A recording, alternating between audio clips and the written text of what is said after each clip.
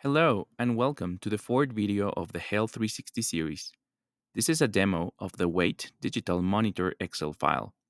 This video is meant to give you the full tour of what's included in the template and how to use the functionalities implemented. This fourth template of the Health 360 series is an easy to use Excel tool designed specifically for weight tracking, whether you want to lose, gain, or maintain your weight. This file implements a daily and weekly weight tracker as well as a stunning automated dashboard to visualize your changes, trends, and progress. Feel free to check the link to my shop to find all the Health 360 series products as well as other Excel templates and productivity tools. You can also check out my YouTube channel to see other product demos, tutorials, and courses that might be of interest to you. Now that we're all set, let's dive straight into the good stuff.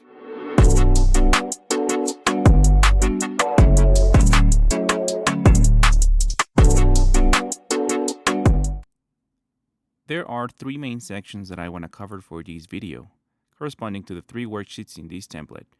First, customization, then my journal, and then your dashboard. These three sections will also help you understand how to use your template. Let's first talk about customization. The first thing you'll need to do is to set your preferred unit system and specify your height. If you start from a blank template, you'll notice that the units as well as the height fields will be empty. For units, simply select one of the two values provided in the dropdown right next to Units. You can choose between Imperial System, as in pounds, or Metric System for meters. I'm going to choose Imperial for this example. After choosing a unit system, you can enter your height in the corresponding section. Notice that when you select Imperial System, feet and inches will appear automatically. And if I had selected Metric System, only meters will show up. Now, you can also notice that the yellow background color in the cell indicates that there's a required input. In this case, inches is completely optional. Now I'm going to enter my height in feet and inches, and notice that the notation field, which is automatically calculated, will display them both unified, 5 feet and 10 inches. Now, all these values at the bottom are for you to know the values that are being used for the conversions, but don't worry, you don't need to change any of those. The second customization you can also do is to customize the labels that appear across your template. You will find two sections in this worksheet next to the height and measurement system block, one for the labels in your journal called Journal Labels, and then one for the dashboard called Weight Dashboard Labels. Within each of these sections, you will find several tables containing the labels and or symbols used across the entire worksheet, such as this table. All you have to do is to change the values that appear on the right of these tables under the Your Translation or symbol or icon. That is, the cells that have a white background. The values on the left, or the cells that appear in a pale blue background, are for you to never lose the reference of what changed.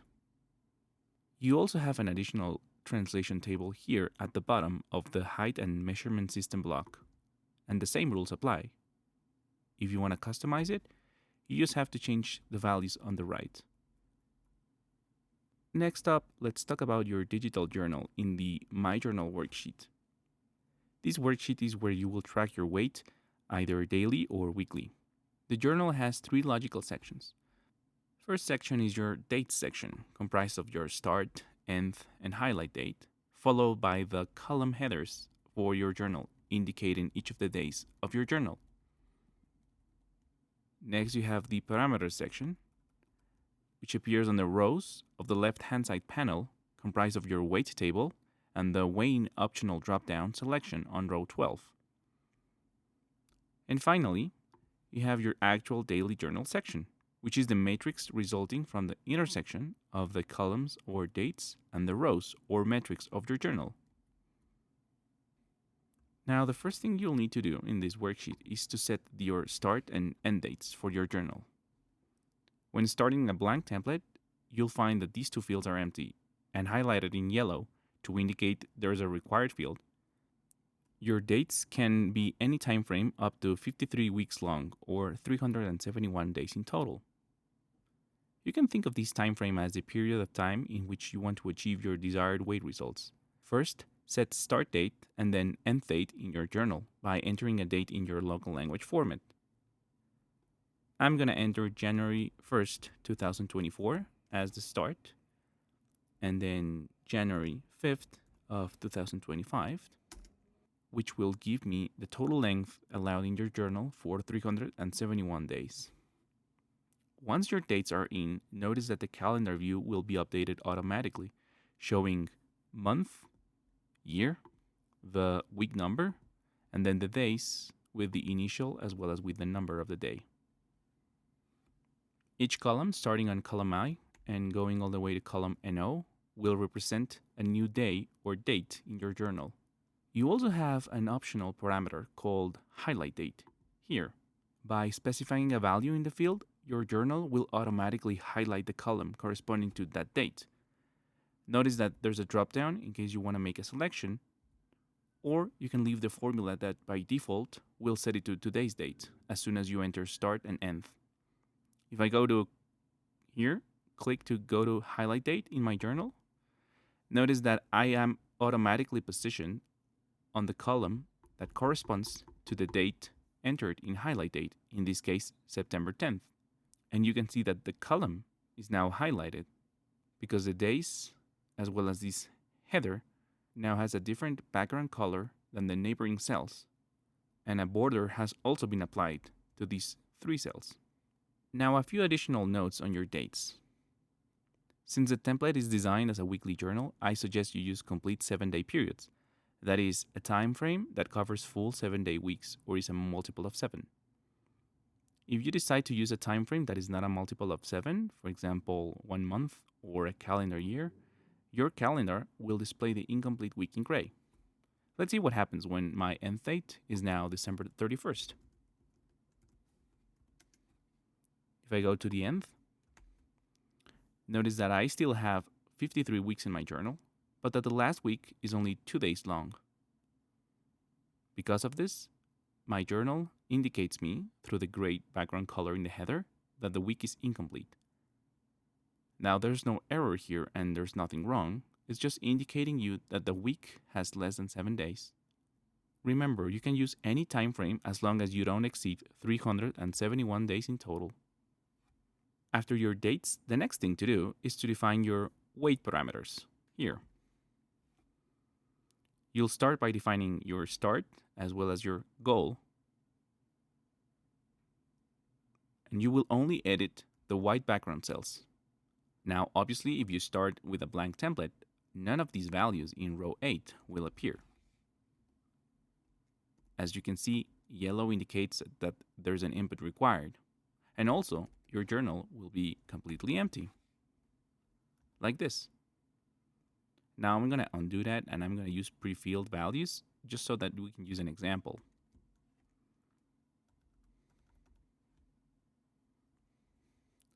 You will enter your start and goal weight in the units you chose for the measurement in the customization worksheet. So in my case, you can see that the label indicates already pounds. For the example, let's use 216 pounds. Notice that this second row appears in kilograms because since I chose imperial system, there's an intermediate row that will show me the translation to the other metric system. If I had chosen metric system as my preferred, now these 2 rows will be swapped and I will see kilograms in row 8 and then pounds automatically in row 9. If you don't want to see this value, you can always hide the row by selecting the row, right-clicking, and then hiding the row. Now, it's very important for you to not delete the row. Just hide it in case you don't want to see it, but always leave it there because it will cause errors if you delete it. I'm going to show it for the example. The third row is automatically calculating my BMI based on the height and the weight that I entered in my journal. Notice that this row is also completely automated and you should not modify it. Remember that you only edit white background cells across your journal, or in case you find required inputs like this, you also edit those cells. But if you find a cell that has a background different than this yellow or different than the white background, don't edit it because it has a formula. Now let's set my weight goal. I have three options here. I can either lose, gain, or maintain weight. First, to set a goal for lose weight, I will use the less than or equal to symbol in my first column of the weight section here. And then I'm going to enter my target goal. Let's say it's 172 pounds. Logically, if I'm using the less than or equal to symbol to indicate that I want to lose weight, my target weight should be less than my start weight.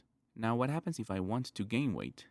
Let's say that I start at 145 pounds and that I want to reach the same goal, 172.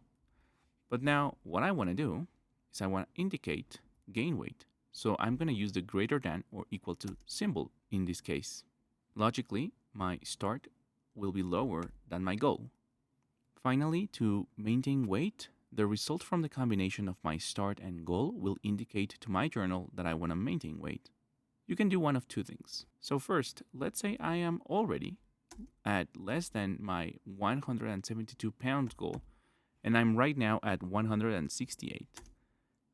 Now this means that my goal is to reach less than or equal to 172 pounds. And since I start at 168, that means that I want to maintain my weight below this threshold.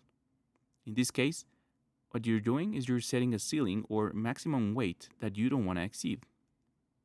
What happens if I do the opposite?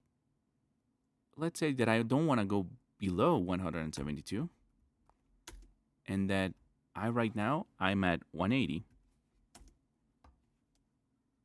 In this case, I use the greater than or equal to symbol and I set start already above the goal. What I'm doing in this case is that I am setting a floor or minimum weight that I don't want to fall from. For the rest of the video, I'm going to go with the lose weight scenario and I'm going to set the start back to 216 pounds. Now, once my dates as well as my weight parameters are in, there is an optional dropdown here in row 12 that you can use to specify a particular day of the week in which you want to register your weight. What you will do is you will use this dropdown next to the weigh in on this day only label to select the day of the week in which you want to record your weight on a weekly basis. Let's say I choose to record it on Mondays. When activated, the day I have selected, in this case Mondays, will be highlighted in my journal, while the rest of the days will be grayed out a bit. This way, I am indicating in my journal that I want to focus on weighing in on Monday and I want to record only Mondays. Also notice that in case you have already included any values on other days that are different from my selection, so in this case, all these values, they will still show up. Selecting a date doesn't delete any of the values. It just highlights the day I have selected and grays out the rest. You can also leave these values blank in case you want to track your weight daily or in case you're not sure which day of the week you will be tracking your weight. The only requirement is for you to track your weight at least once a week. Finally, to record your weight, you will simply enter it on your journal in the first row corresponding to your preferred unit system. As I mentioned, the other two rows implement formulas to show calculated and automatic fields, so do not modify them. One last thing regarding your journal. Each time you need a new time frame, so a new year for example, to keep track of your weight, you will need to create a new file to begin a new journal. For this, you have two options. Option 1 is to create a copy of your current file in Excel.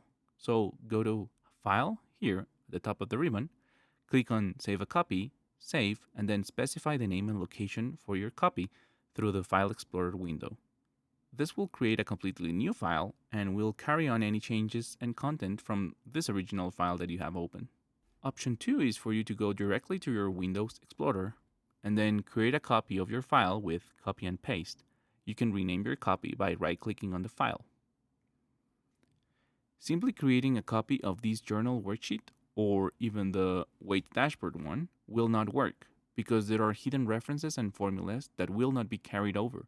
So remember, you will have to create a new file every new time period.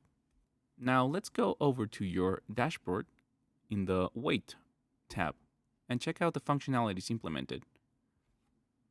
This dashboard consists of three sections. There's an overview, columns B to H, and all the way to row 46, which displays a summary of your parameters. There's a summary of your progress from columns K to T, and there's also a weekly breakdown of your values and your trends on columns V to AH. Now let's take a closer look at each one of them, and let's start with the overview section. First thing you'll notice is the report date field. Now this date acts as a cutoff for your dashboard, indicating what is the latest date that will be used to assess your performance. Report date will always be equal to your highlight date in case you don't modify it. And since highlight date is set to be reflective of today's date, your dashboard will always be up to date, and you won't need to change your report date nor your highlight date. But in case you have deleted highlight date, your dashboard will be set to today's date automatically. One small note, in case you have data in your journal filled out for dates that are beyond this report date, your dashboard will not show it, and the corresponding weeks past that date will be grayed out and considered out of scope. You might remember that in my journal I had values predetermined already for the entire duration of the calendar, because this is an example, but you can see that for this cutoff date, it only goes all the way to week 37, and then week 38 onwards up to week 53, which is the maximum duration, is now grayed out and no values are shown. Also, notice that this graph in the summary section, which we will review in detail a bit later, will go all the way to the week 37 that matches my cutoff date or report date. Next, you have three fields summarizing your journal duration. You have your start date and end date pulled directly from your journal, and then based on those two, you have the duration of your journal. Then you also have the units that you have selected, and then the height that you have entered. Remember, do not change any of these five fields. Then you have a summary of what you set for your goal. So remember, I set my goal for 172 pounds, and that's just the translation for the BMI, as well as what is the starting point that I set. So I set it at 216 pounds, which is almost 31 points in the BMI. These values are also pulled from your journal, so do not modify them here. You will then find a useful BMI reference, which you can use for your current, starting, and goal weights. You can simply switch between them by using this dropdown.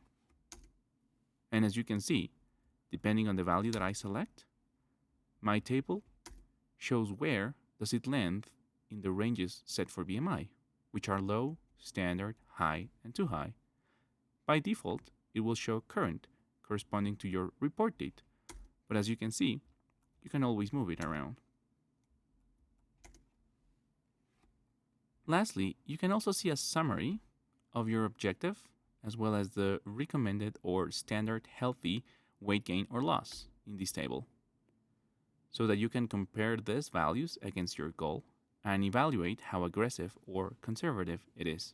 In this case, since I set my starting point at 216 and my goal at 172, then my objective is to lose the difference of 44 pounds and divide it equally across 53 weeks. That gives me an average of 0.8 pounds per week. Let's now go to the summary section. The first row of this section implements a checkbox for you to switch between average or end of week or even the weighing days values. This selection will affect the values used both in your summary as well as in the weekly breakdown table. See what happens when I uncheck it. Now it says end of week values, and that I should click the checkbox if I want to use weekly average values. you can see that as I play with it, the values, the graph, and the table to the right change. The next thing is a summary of your weight as well as your BMI based on the report date, which will give you a snapshot of your performance, your trend, and the distance to goal. So in this case, my current weight based on the values in my journal is 178.4 pounds, which remember corresponds to the average of the week. For report date, which you can see corresponds to week 37 and only consists of two values. We'll get to more details there.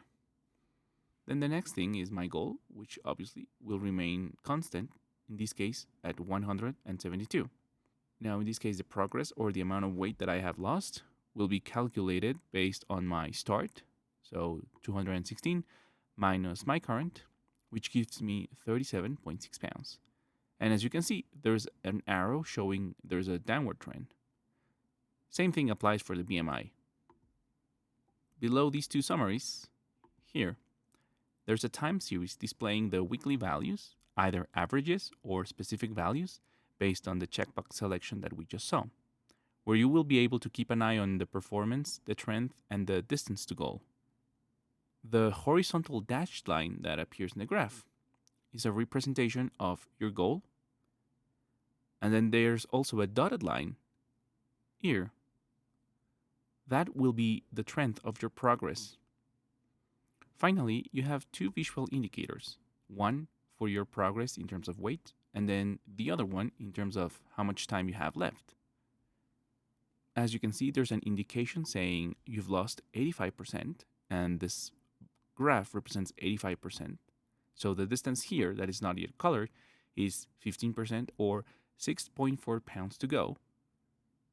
Same goes for time, where now the elapsed or color represents 69% based on 37 weeks out of 53. And then the remaining 16 weeks represents this difference that is not yet colored, or 31%. Lastly, let's look at the weekly values and trends table here at the right. First thing you'll see is the week number from your journal with the corresponding start and end date, as well as the number of days.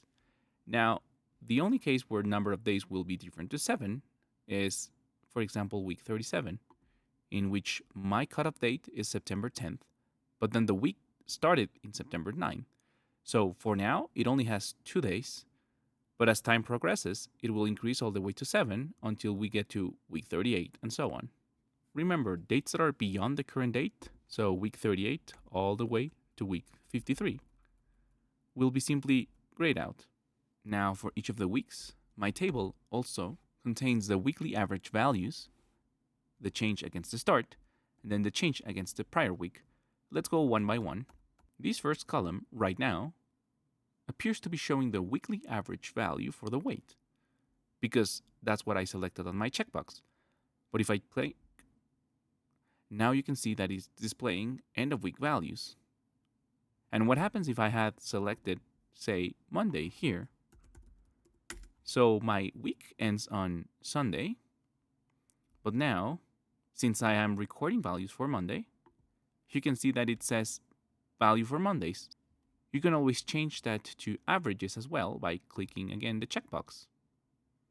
Next, you have a change against the start.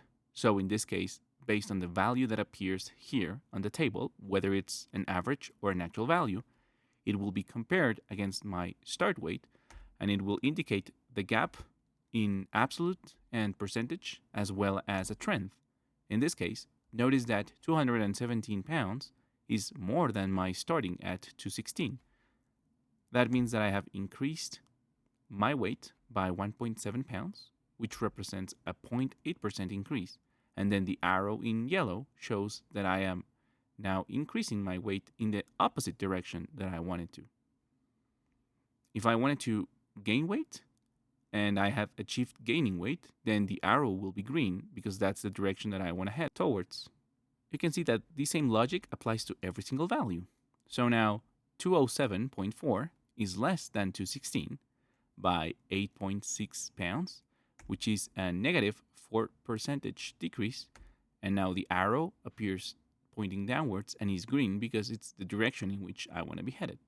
With this breakdown, you can see how your weekly average or single day values will be changing against your starting point, and you will be able to see your trends. If you look at my last value, in this case 178.4, it matches my summary. So my summary is displaying 178.4 and it's displaying a loss of 37.6, which is the same that is displayed here. Obviously the arrow matches, but now I also have a percentage change if I want to look at that. Finally, you also will be able to tell what are the changes against the prior week. Obviously week 1 will be empty because there's no prior week. But then starting on week 2, the same logic that we just saw will be applied, but now the reference is not taken as the starting, but as the previous week value. Let's go over for this example. So 207.4 compared against 217.7. That means that I lost 10.3 pounds, which represents a negative 4.7 percentage points, and I have a downward trend against the prior week. You might see that in the comparison against the prior week, your trends will be a bit more varied compared to the change against start, because this will be just comparing week after week.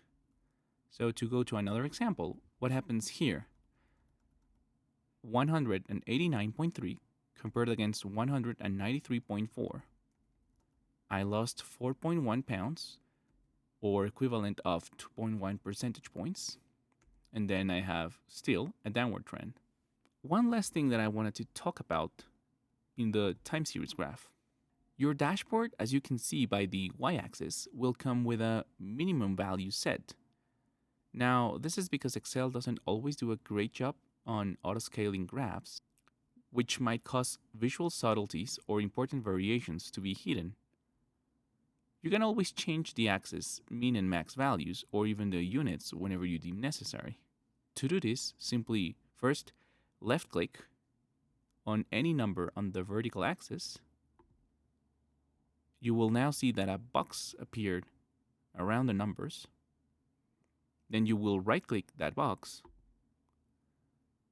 and then you will select Format Axis.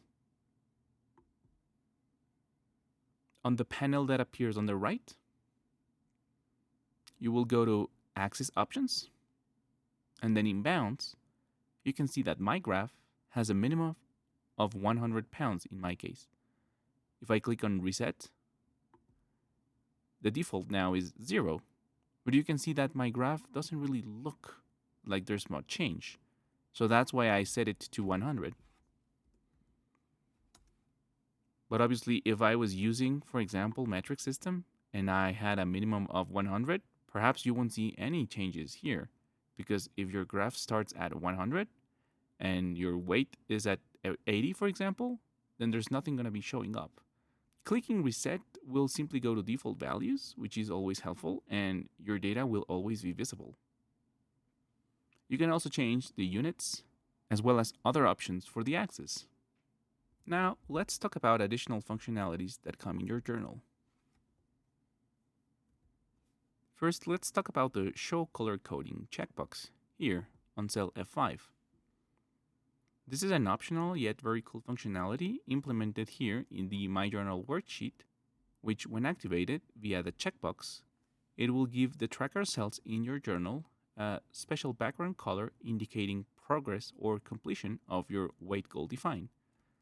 So let's click on it. Now you can see two things happen. First, there's a bunch of arrows that appeared on the right side of your parameters, which will visually indicate the direction of what is considered better based on your goals. These are linked to the goals that you have set. So in my case, you can see that since I am specifying to lose weight, the arrow appears downwards, and it's also giving the green color to the downward arrows in my dashboard. What happens if I select, for example, to gain weight, or in this case, it will be maintain because my starting will be above? You can see that now arrows point upwards, meaning the more the better. The second thing that happens, and perhaps is more important, is the coloring that appears here in the tracker cells. The blue color will show that the value that's in my tracker is progressing towards my goal. That is, the gap between my start and my goal is being reduced. On the contrary, yellow will be shown whenever the gap has increased. That is, the value is now further away from my goal than my start. And then finally, green, which in my case appears at the end of my journal because of the example I'm using, will be shown whenever I have reached or surpassed my goal. So in this case, I was aiming to go below 172 pounds. You can see that whenever that's the case, my cells are highlighted in green. The same coloring is applied for the kilograms or alternative unit, as well as the BMI. As I mentioned, the coloring will be specific to your goal, depending on whether you have indicated to lose, gain, or maintain. As you can see, if I put maintain, because logically my start is over my goal, and now I am using the greater than or equal to symbol, everything is in green because I'm maintaining my weight above 172. But what happens when I go to the nth? Whenever I go below it, it's yellow because it means that I have not met my goal. A similar logic that we just saw for the lose weight will be applied for gain weight, but now the colors will be applied in reverse. So if I just invert 172 here and 216 and change the symbol, you can see that blue will mean I am getting closer to my goal, which is 216. Whenever I surpass it, it's going to be green. And obviously, if I go to the nth, yellow will be applied whenever I go below the 172.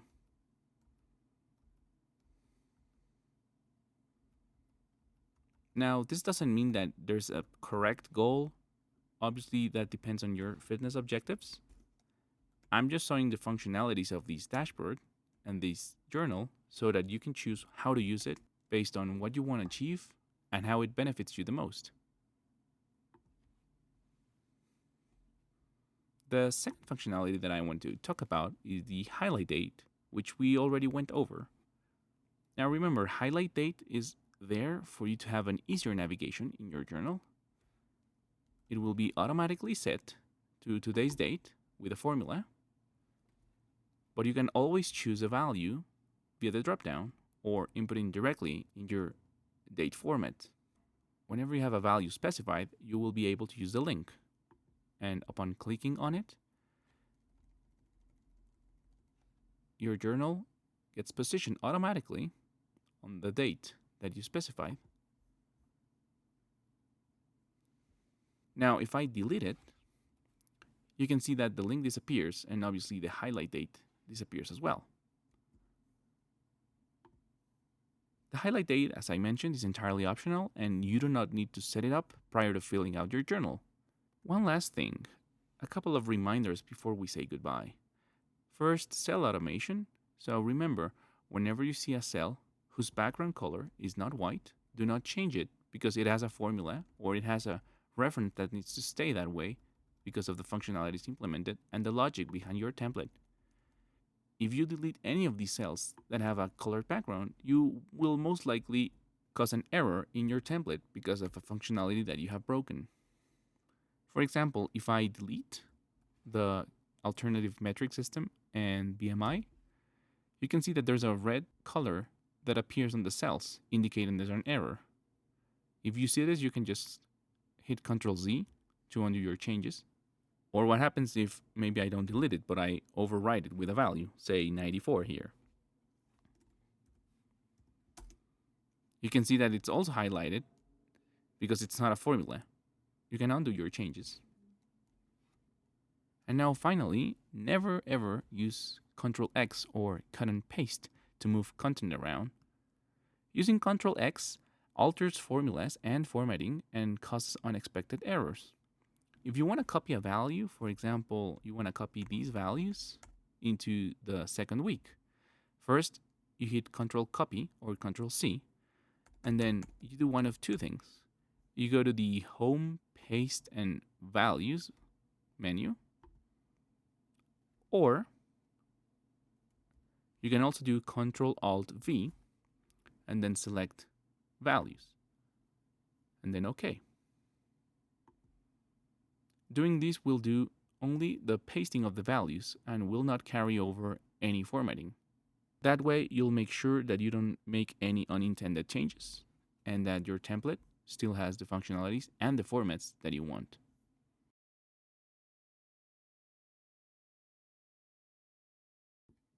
That's it. Thanks so much for tuning in today. I hope you found this video helpful. If you did, please give it a thumbs up or leave a comment below.